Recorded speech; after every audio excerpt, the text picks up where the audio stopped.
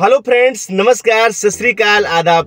दोस्तों, आज मैं ताज नगरी आगरा में हूँ और आज आपको सैर कराने वाला हूँ आगरा फोर्ट की। दोस्तों, आगरा फोर्ट को कई लोग रेड फोर्ट भी कहते हैं। जैसा कि आप देख रहे हैं, मैं गाड़ी में बैठ गया हूँ, गाड़ी स्टार्ट कर रहा हूँ और मैं चलने वाला हूँ आगरा फोर्ट।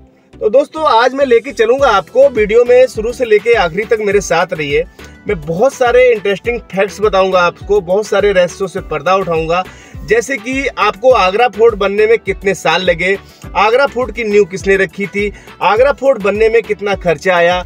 दोस्तों, आगरा फोर्ट में क्या क्या है, आगरा फोर्ट में अंगूर की खेती कहाँ होती थी और अंगूर की खेती क्यों होती थी, मुमताज और शाहजहां का जो खास महल था वो किस जगह पे है, उसको सीक्रेट बेडरूम क्यों बोलते हैं, शीश महल हो गया, और जैसे आपको दीवाने आम और दीवाने खास जैसे स्ट्रक्चर, वो हम आपको सारी चीज़ें दिखाएंगे। बस शुरू से लेके आखिरी तक वीडियो में आप मेरे साथ रहिएगा, क्योंकि आप अगर आखिरी तक वीडियो में मेरे साथ रहेंगे तभी आपको हर चीज़ का पता चलेगा। तो दोस्तों, अभी हम चलते हैं आगरा फोर्ट की तरफ और आपको वहीं पर चल के हम सारी चीज़ें दिखाएंगे।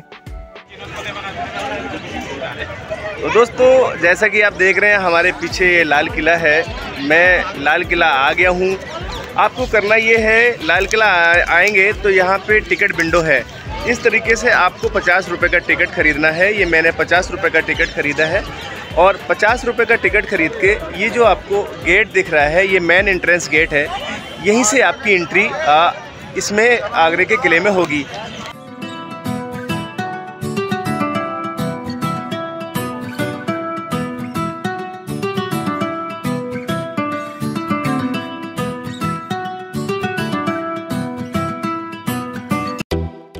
टिकट लेने के बाद थोड़ी सी लाइन लगानी पड़ेगी आपको इस तरीके से, और थोड़ी सी हल्की फुल्की चेकिंग होती है यहाँ पे। वो फॉर्मेलिटी करने के बाद आप लाल किले में प्रवेश कर सकते हैं। आज थोड़ी सी भीड़ ज़्यादा है क्योंकि ताजमहल आज बंद होता है, तो आज फ्राइडे है, इसलिए सारे जो पर्यटक हैं वो लाल किला घूमने के लिए आ रहे हैं। ये वही दरवाजे लगे हुए हैं उसी समय के। आप देखिए, सैकड़ों वर्ष पुराने जो है सागौन साखू की लकड़ी के हैं, बहुत ही मजबूती के साथ ये बने हुए हैं। तो आज भी वही दरवाजे लगे हुए हैं। तो दोस्तों, एक गेट पार करने के बाद आपको दूसरा गेट इस तरीके से मिलेगा। आप नक्काशी देखिए, पत्थरों पे किस तरीके से शानदार नक्काशी की गई है। उस समय की कारीगरी बहुत ही अजूबी थी। देखिए आप पत्थरों पे किस तरीके से, ये सारी हाथ की कारीगरी है। जिग जैग तरीके से दरवाजे बनाने का भी कुछ मतलब है दोस्तों, कि मुग़ल बादशाह ये सोचते थे कि जो सेना, जो दुश्मन की सेना कभी हम पर हमला करेगी तो डायरेक्ट अटैक नहीं हो सकता था, क्योंकि आप देखेंगे एक दरवाजे के सामने, इस दरवाजे के सामने ये दीवार है, तो दीवार पे अटैक होगा तो आक्रमण करने की स्पीड है वो स्लो हो जाती है।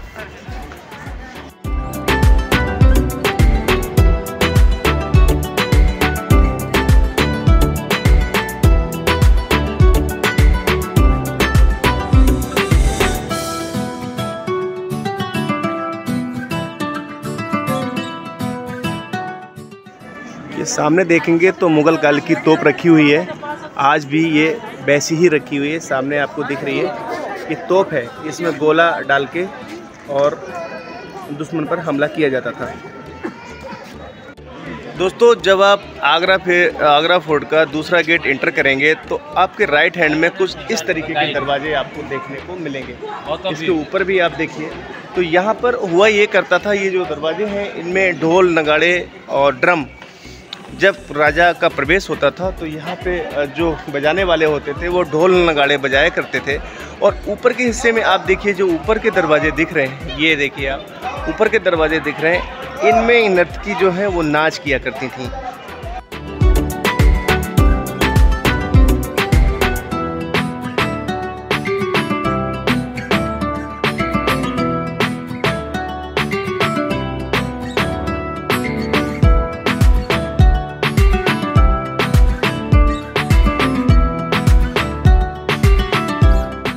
भाई, ये जो आप नीचे देख रहे हैं, ये कोई डिजाइनिंग नहीं है। ये उस समय जो घोड़े, ऊंट और हाथी इस पे चलते थे, जब नीचे से ऊपर की तरफ जाते थे या ऊपर से नीचे की तरफ आते थे तो उनके पैर फिसले ना, इसलिए इन पत्थरों में कटिंग करके इस तरीके से बनाया गया है कि उनके पैर फिसले ना। भाई जितनी भी मुगल कालीन इमारतें मिलेंगी आपको इन्हीं ईंटों से बनी हुई मिलेंगी। ये ईंटें देखिए आप, ये खास ईंटें होती हैं। और मुगल कालीन जितनी भी इमारतें, लगभग मुगल कालीन किले या मुगल कालीन इमारतें, शाहजहाँ ने बनवाया हुआ ताजमहल भी अगर आप देखेंगे तो इन्हीं ईंटों से बना हुआ है। उसके ऊपर संगमरमर लगा हुआ है, मार्बल लगा हुआ है, जिससे वो वाइट दिखता है, बट यही ईंटें यूज हुई हैं उसमें भी। भाई जब तीसरा दरवाज़ा आप क्रॉस कर लेंगे तो कुछ इस तरीके की आपको चौड़ी गैलरी दिखाई देगी आपको। दोस्तों ऐसा कहा जाता है कि जब कोई सेना इसमें हमला करती थी या कोई सेना चढ़ाई करती थी आगरा फोर्ट पे, तो ठक ठक की जो उनके घोड़े होते थे उनकी आवाज़ आती थी। तो ऊपर से ये आप देख रहे हैं, नीचे से ऊपर की तरफ आप जाएंगे तो चढ़ाई है। तो ऊपर से क्या करते हैं कि जो पत्थर के रोलर होते थे तो उनको जो यहाँ के सैनिक फेंकने लगते थे। मतलब अगर आप उनको ऊपर से फेंकेंगे तो वो लुढ़कते हुए आएंगे और जो सैनिकों को घायल करेंगे तो सैनिक अपने आप भाग जाएंगे। दोनों तरफ आप देखेंगे, दीवार के इस तरफ और इस तरफ। इनमें क्या होता था कि अगर सैनिक, जो दुश्मन सेना के सैनिक बचना भी चाहें तो बच नहीं सकते थे, क्योंकि एक तरफ गर्म तेल और एक तरफ गर्म पानी की नालियाँ बहती थीं। तो इसलिए सैनिक, जो दुश्मन सेना के सैनिक होते थे, वो किसी भी तरीके से बच नहीं पाते थे। तो इसलिए सुरक्षा व्यवस्था इतनी बढ़िया मुगल कालीन थी कि हम आपको बता नहीं सकते। तो ये है आपको जो गैलरी मैं दिखा रहा हूँ, ये तीसरा गेट क्रॉस करने के बाद आगरा फोर्ट में ये गैलरी आपको कुछ इस तरीके की देखने को मिलेगी। तो दोस्तों इस तरह से 4 मुगल बादशाहों द्वारा आगरे के किले का निर्माण कराया गया। आगरे का किला, जिसको रेड फोर्ट भी बोलते हैं, हालांकि रेड फोर्ट दिल्ली में है लेकिन रेड फोर्ट इसको भी लोग बोलते हैं, क्योंकि दोनों किलों का पत्थर, दिल्ली का लाल किला और आगरे का ये किला, दोनों का पत्थर लगभग मिलता जुलता है। आगरे का जो किला है उसका भी लाल पत्थर है, दिल्ली का जो किला है उसका भी लाल पत्थर है। तो दोस्तों इस तरीके से 4 मुगल बादशाहों ने इस आगरा फोर्ट का निर्माण कराया था। इसमें अगर आप ये कहें कि न्यू रखने का जो श्रेय है वो सबसे पहले जाता है अकबर को। मुगल बादशाह अकबर ने इस आगरा के किले की नींव रखी थी सन 1565 ईस्वी में। बाकी का काम जो कराया था उसके बेटे जहांगीर, जिसका बचपन का नाम सलीम हुआ करता था, बाकी का काम उसने कराया। इसके बाद जहांगीर का बेटा जो था शाहजहाँ ने आगे का काम कराया। शाहजहाँ ने, एक चीज़ मैं आपको बताने वाला हूँ कि शाहजहाँ ने जितना भी पत्थर इस किले में लगवाया है वो वाइट मार्बल लगवाया है, क्योंकि उसी मार्बल से उसने ताजमहल बनवाया था और वाइट मार्बल इस किले में भी उसने यूज़ किया है। जहाँ तक बात है कि लाल पत्थर जो लगवाया था वो अकबर ने और जहांगीर ने इसमें लाल पत्थर लगवाया था। आगे मैं आपको बताता हूँ, इसका जो सबसे छोटा बेटा था वो था औरंगजेब। औरंगजेब बहुत ही क्रूर था और हमेशा वो हिंदुओं के विरोध में काम किया करता था। इसमें एक मंदिर बना था इस किले में, जो कि जोधाबाई थी वो पूजा करती थी। उसमें राम सीता की जो मूर्ति थी वो सोने की मूर्ति थी। उसने इतना क्रूर था कि उसने उन मूर्तियों को तोड़वा दिया था और इस किले के अंदर जो मंदिर भी बना था उस मंदिर को भी बंद करवा दिया था हमेशा के लिए। दोस्तों इस तरीके से हम आगे आपको दिखाएंगे चल के। हमाम, जो जहांगीर का स्नान घर है, जो उसका टब रखा हुआ है, जहांगीर का जो टब मिला था वो उसके मामा ने उसको गिफ्ट में दिया था। अभी हम आगे चलेंगे और आपको इस तरीके से आगे चल के दिखाएंगे। तो चलते हैं आगे।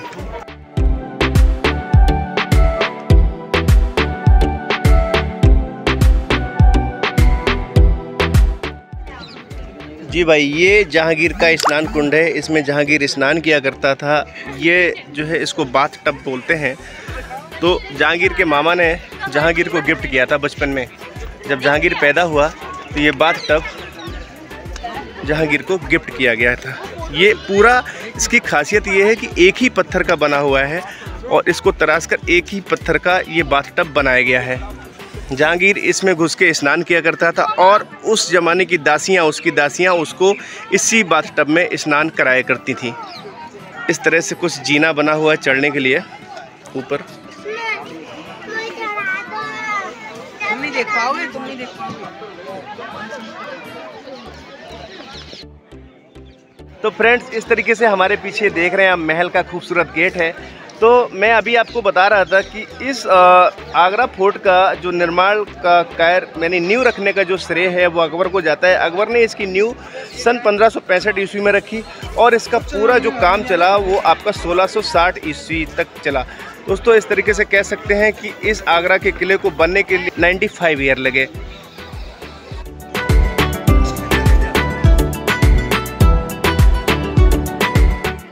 तो फ्रेंड्स, मैं बाहर आपको इसी मंदिर की बात कर रहा था। ये पहले जोधाबाई का मंदिर हुआ करता था, लेकिन जब औरंगजेब का कब्जा हुआ इस किले पे तो औरंगजेब ने इस मंदिर को तोड़वा दिया और इस मंदिर में जो मूर्तियां थी उनको खंडित करा दिया।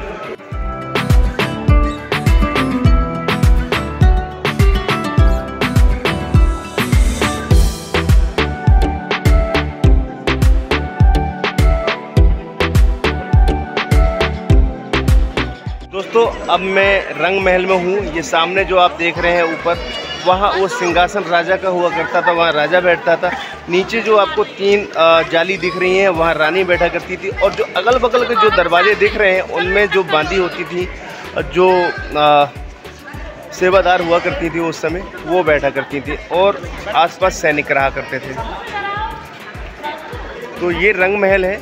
यहाँ पे जिस तरह आजकल आप कह सकते कि मुजरा होता है, उस तरह यहाँ पे नाच गाने का प्रोग्राम होता था, तो राजा ऊपर से बैठकर देखता था।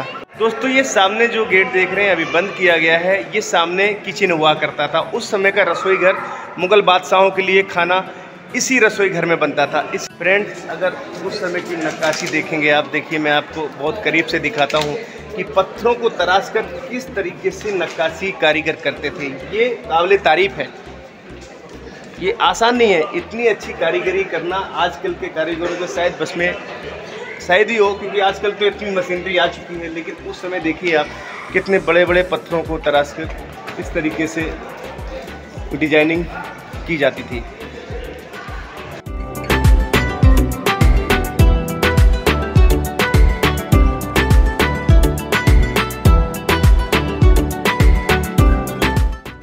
फ्रेंड्स, वीडियो में देखिए ताजमहल आपको दिख रहा होगा। तो यहाँ से जब शाहजहाँ को उसके बेटे औरंगजेब ने यहाँ कैद कर दिया था, तो शाहजहाँ ताजमहल को यहीं से दीदार किया करते थे। आप देखिए, अभी सर्दियों का मौसम है, धुंध हो रही है, लेकिन फिर भी आप देखेंगे तो ताजमहल आपको यहाँ से दिख जाएगा। वो देखिए आप, सामने ताजमहल आपको दिख रहा है। तो फ्रेंड्स, ये है मुग़ल कालीन एसी रूम। हम आपको जो बता रहे थे कि ये एसी रूम हुआ करता था। ये दीवारें जो हैं, अगर आप इनमें देखेंगे आवाज़ होती है, ये खोखली हैं। इनके ऊपर से मौसम के अनुसार पानी भरा जाता था। जैसे अगर गर्मियों का मौसम है तो इन दीवारों में ठंडा पानी भरते थे, क्योंकि ये दीवारें खोखली हैं। सर्दियाँ होती थी तो इन दीवारों में गर्म पानी भरते थे, तो जिससे कि इस रूम का टेम्परेचर गर्म हो जाता था। तो इसलिए इसको आप कह सकते हैं कि ये उस समय का एसी है। फ्रेंड्स, ये जो दरवाज़ा दिख रहा है आपको, ये शीशे के अंदर रखा हुआ है, सोमनाथ दरवाज़ा है। जो औरंगजेब शासक था वो हिंदुओं से बहुत नफरत करता था, तो उसने सोमनाथ मंदिर को, जो गुजरात में सोमनाथ मंदिर था, उसको तोड़कर और ये दरवाज़ा यहाँ पर लेकर आया था। ये दरवाज़ा आज भी यहाँ पे रखा हुआ है। देखिए आप, ये तकरीबन 20 फुट इसकी हाइट है और 15 फुट चौड़ाई है। ये वही सोमनाथ का दरवाज़ा है जो अभी रखा हुआ। और सोमनाथ मंदिर के बहुत सारे अवशेष हैं जो आज भी यहाँ पर रखे हुए हैं।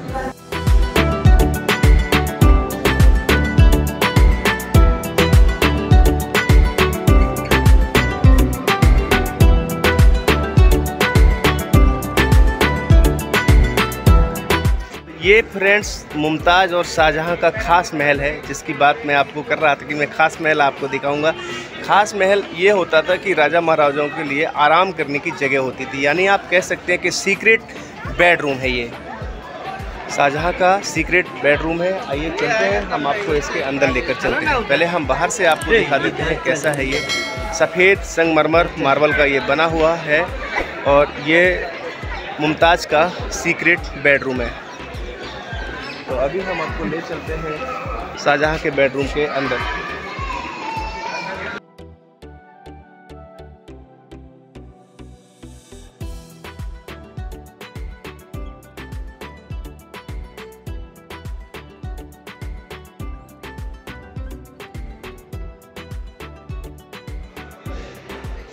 अंदर की दीवारों पे कई भी बेशकीमती इनमें पत्थर लगे हुए थे, जो कि जो टूरिस्ट आते हैं वो निकाल कर ले गए, तो वो अब नहीं है। डिजाइनिंग आप देखेंगे तो बहुत ही अच्छी डिजाइनिंग, इसमें वाइट मार्बल पे बहुत ही अच्छी डिजाइनिंग की गई है। ये कोई कलर नहीं है, ये नेचुरल डिजाइनिंग है। भाई एक चीज़ बहुत ही गजब है, आप देखिए जालियाँ तक, जो हवा आने वाली जाली है वो भी संगमरमर की कटिंग करके ही बनाई गई है। कोई भी जाली लोहे की नहीं लगी है, मेटल की नहीं लगी है। तो दोस्तों गजब है, देखिए आप, मतलब कितनी उस समय की कलाकारी अद्भुत रही होगी कि आप देखिए कि जालियाँ तक, जो हवा आने की जाली है वो भी संगमरमर में ही कटिंग करके डिजाइन की गई है।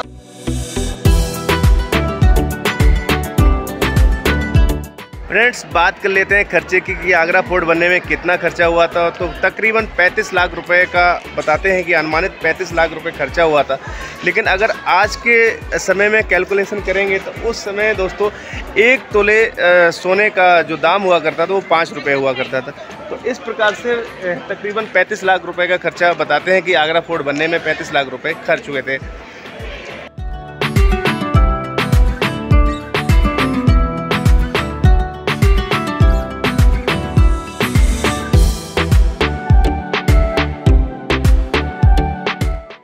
भाई ये जो आप हमारे पीछे देख रहे हैं, ये रूम टाइप के बने हुए हैं।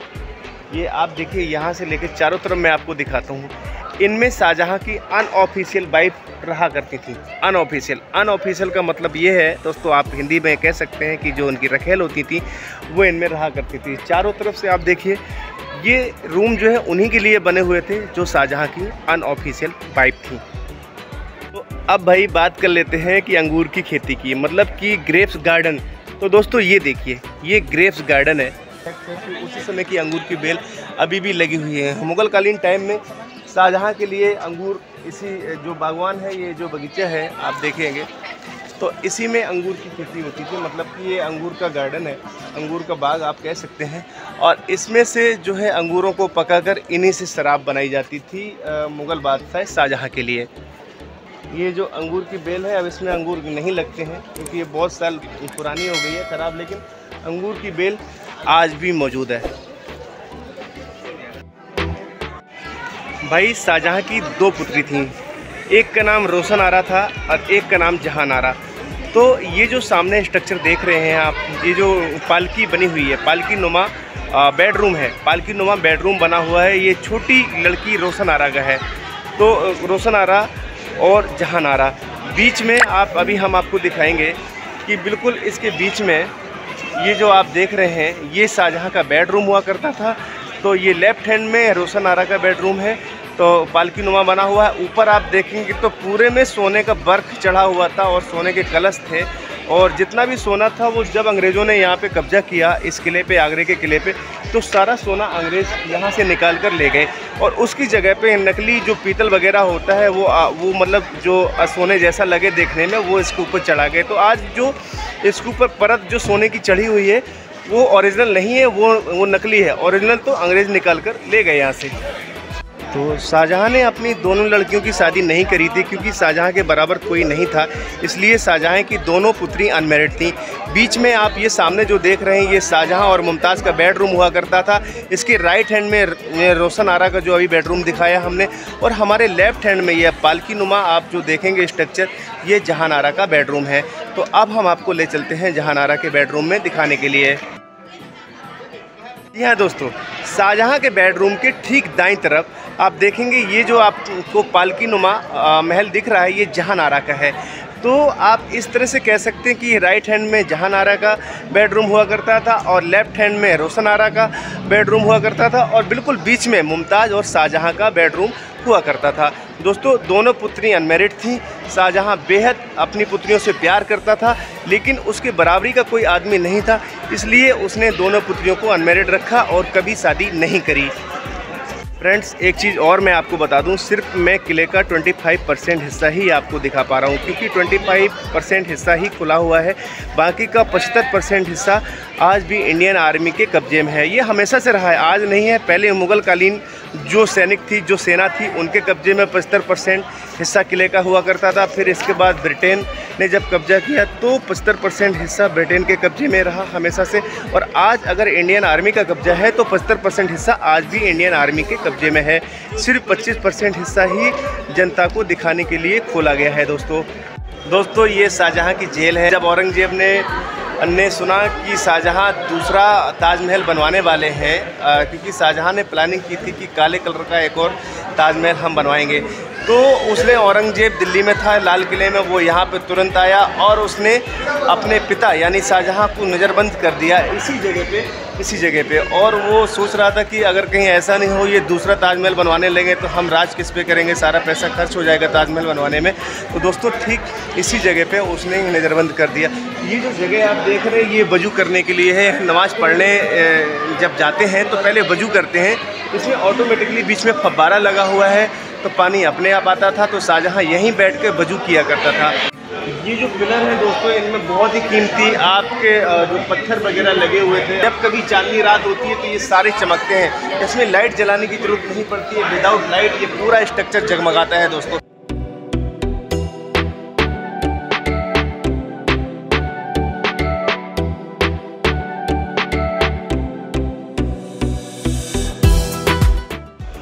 दोस्तों ये मीना मस्जिद है, ये परमानेंटली क्लोज कर दी गई है। ये देखिए ताला लगा हुआ है। ये मीना मस्जिद है, ये शाहजहाँ ने अपनी इबादत के लिए बनवाई थी। यहाँ पे शाहजहाँ यहीं पे इबादत किया करता था, लेकिन अब इसको हमेशा के लिए बंद कर दिया गया है। भाइयों ये जो अंदर की इमारत देख रहे हैं, ये जो दरवाजे देख रहे हैं, इनमें राजा के जो मुग़ल बादशाह के जो सबसे वफादार सैनिक हुआ करते थे वो निवास किया करते थे, वो रहा करते थे।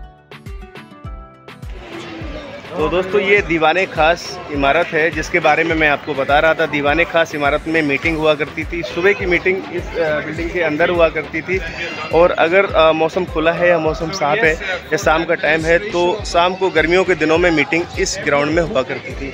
यहाँ पर ये जो सामने आप देख रहे हैं, ये पत्थर देख रहे हैं, इस पत्थर पर राजा का सिंहासन हुआ करता था। जब मीटिंग बाहर होती थी तो इसी पत्थर पर सिंहासन हुआ करता था। ये पत्थर देखिए, जो ये ना कसौटी का पत्थर है, इस पर सोना वगैरह आज भी सुनार जो होते हैं वो इसी पत्थर पे घिस के चेक करते हैं। फ्रेंड्स अभी हमने दिखाया था दीवाने ख़ास में राजा मीटिंग किया करता था, दीवाने ख़ास बिल्डिंग में। लेकिन ये दीवाने आम है, ये दीवाने आम मीन्स आम जनता के लिए, आम जनता के लिए राजा यहाँ दरबार लगाया करता था। दोस्तों ये देखिए, ये पूरे में तकरीबन 48 खम्भे हैं और इसमें दीवाने आम में राजा अपना दरबार लगाया करता था, जनता की शिकायतें सुनता था और उनका निवारण किया करता था। इसमें एक खासियत है, अगर आप एक खम्भे के पीछे आप खड़े होकर दूसरे खम्भे को देखेंगे तो आपको नहीं दिखेगा। ये देखिए फ्रेंड, ठीक हमारे सामने जो 3 विंडो बनी हुई है, बीच वाले में राजा बैठता था और अगल बगल उसके सेनापति बैठते थे। तो ये आप देख सकते हैं कि जोधा अकबर की मूवी की शूटिंग यहीं पे हुई थी। सामने ऋतिक रोशन बैठा हुआ था और यहीं पे दरबार सजा हुआ था। तो दोस्तों राजा का सिंहासन वहाँ लगता था। इस तरीके से जो प्रजा वगैरह, जो सेनापति मंत्री, वो यहाँ बैठते थे, इस पे सिंहासन पे, और जो पब्लिक होती थी, जो बाकी जो चबूतरा है नीचे, वहाँ बैठती थी।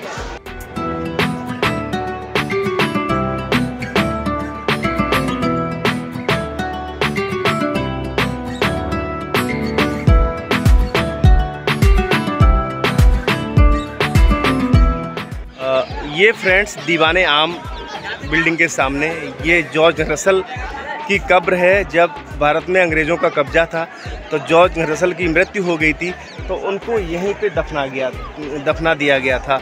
मतलब कि जो आगरा का किला है उसके अंदर जो दीवाने आम बिल्डिंग है उसके सामने दीवाने रसल की ये कब्र है, ये यहीं पर दफना दिया गया था।